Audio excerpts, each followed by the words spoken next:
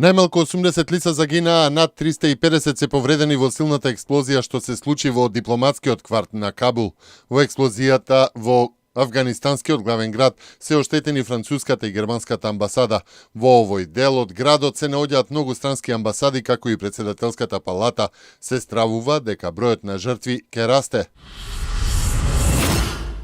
Продолжува дебатата во собранието посветена на изборот на нова влада. Претходно во отсуство на пратеници на ВМРО ДПМН, 62 пратеника ги изгласаа за останатите точки од конститутивната седница, прекината по 27 април. По неа без дискусија изгласана е одлуката за основање постојани работни тела на собранието, за што гласаа и пратениците од ВМРО ДПМН.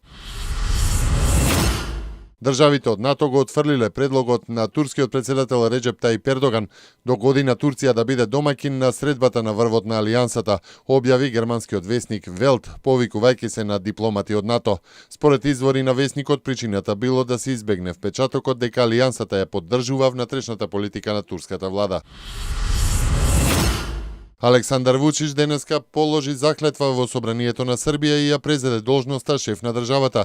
Вучич е избран за председател на Србија во првиот круг од изборите на 2 април со освоени околу 56% од гласовите, односно со поддршка на повеќе од 2 милиони гласачи.